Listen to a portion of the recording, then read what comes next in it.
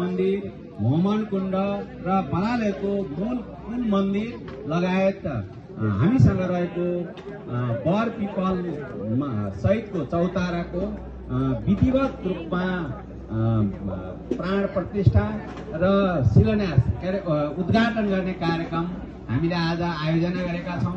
बराल बन्धु हाम्रा ज्येष्ठ सदस्यहरू र यो मन्दिरको मैले सम्झन चाहन्छु। यो मन्दिर जहिलेबाट हामीले यहाँबाट होइन गोन्देङबाट पूजा गर्दै आउँदा पनि मूल पुरोहितको रूपमा कार्य गर्दै आउनुभएका आदरणीय रहनु भएको छ। यस्ता कार्यक्रमहरूमा उहाँ जसरी पनि आज पनि उहाँ बिरामी हुनुहुन्थ्यो, तर पनि म नगई छोड्दिन भनेर उहाँ आउनुभएको छ। उहाँप्रति हार्दिक सम्मान व्यक्त गर्न चाहन्छु। त्यस्तै गरी हामी माझ ज्येष्ठ सदस्य आमा खिलेश्वरी पनि क्षमा याचना गर्दै त्यो जुन स्वागत गर्न सकेका छौं त्यसैलाई चाहिँ आफ्नै कुलको ठानी आफ्नै बन्धुको ठानी स्वीकार गरिदिन समेत म हार्दिक अनुरोध पनि गर्न चाहन्छु। तपाईँको बुवाको भानुभक्तको र भोलाम सहित हामीले गरेको योगदानको सफलता प्राप्त गराउन आज सफलता प्राप्त गर्यौं। म वृद्ध अवस्था भएको मैले के सक्दैन हो। मलाई यो अमूल्य यो वैकुण्ठ देख्न मन लागिरहेको थियो। कान्छा छोरालाई आग्रह गरेर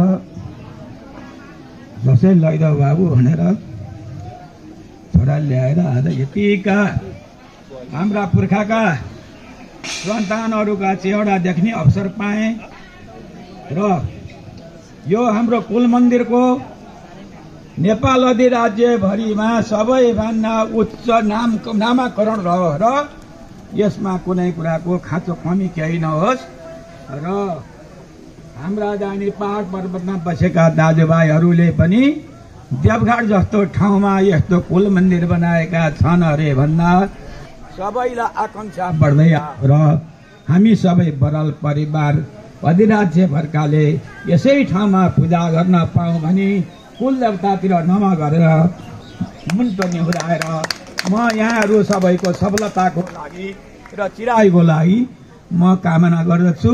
म बिमारी छु, धेरै बोल्न सक्दिनँ। अब म बिदा हुन चाहन्छु। अगाडि बढ्दिनका निम्ति परिक्रमाका निम्ति आदिलाई आग्रह गर्न चाहन्छु।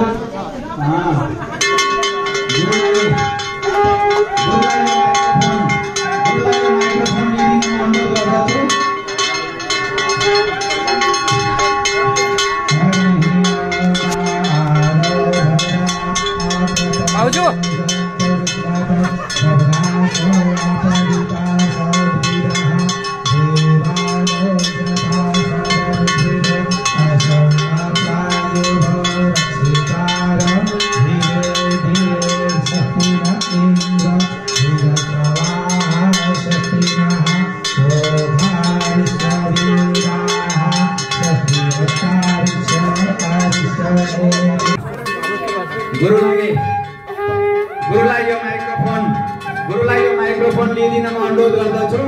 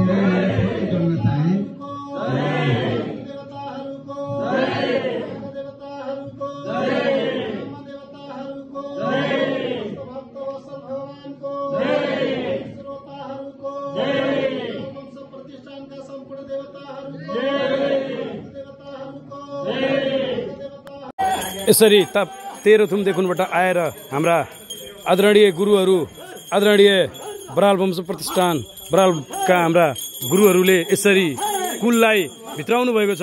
यसरी कुललाई भित्राई आजबाट बराल वंश प्रतिष्ठान चितवनले कुल मन्दिरमा नै अबबाट पूजा गर्नको लागि ढोका खोलिसकेको छ। जुन हामी अगाडि देख्न सकिन्छ सत्तल, यो सत्तलमा हामीले सानो मन्दिर बनाएर पूजा गरिरहेका थियौँ भने आजबाट विधिवत रूपमा हामीले विशेष मन्दिरमा हामीले पूजा गर्नको लागि विशेष तरिकाले पूजा गरी यसरी उहाँले यो विधिबाट उहाँहरूले कुललाई भित्राइ सक्नु भएको छ। ल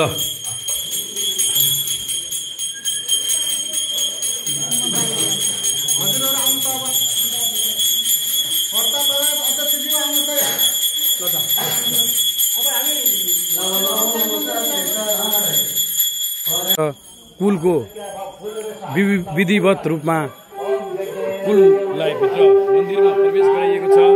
मन्दिरमा प्रवेश गराउँदै गर्दा हामीले विधिवत रूपमा सबै यसरी हामीले विधिवत रूपमा कुललाई आजबाट मन्दिरमा नै पूजा गर्ने तयारी गरियो। हाम्रा उता इष्टदेवता हुनुहुन्छ बन्धवासिनी भने यता कुलदेवता लगायत विभिन्न देवताहरू हुँदै यता आएर विश्वामित्र ऋषि हुनुहुन्छ। यसरी हामीले आजबाट विधिवत रूपमा अब सधैँको लागि बराल वंश प्रतिष्ठान चितवनले मन्दिरभित्र कुल पूजा गर्नको लागि आजबाट ढोका खुलेको छ। यसको यति राम्रो, यति शुभ समाचार सबै सम्पूर्ण बरालहरूलाई सम्प्रेषण गर्दै बिदा हुन चाहन्छु। हस्त, धन्यवाद।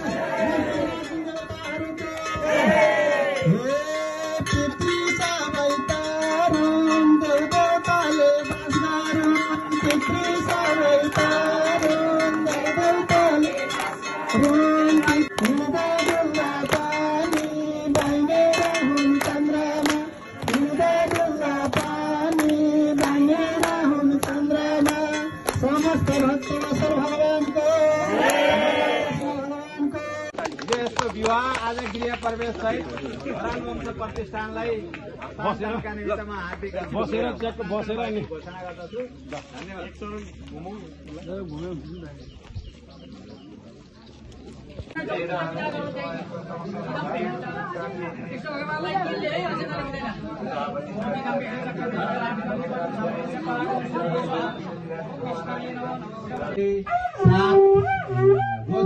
पूर्णिमा तिथिमा सम्पन्न गरी आज 2082 साल साल वैशाख 26 गते विधिवत रूपमा उद्घाटन गरिदिनका निमित्त म तारानाथ बराल,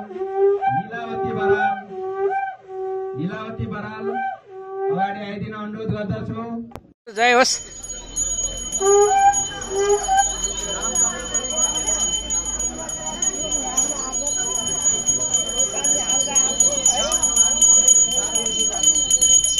भाउजू एकदम खुसी मुद्रामा।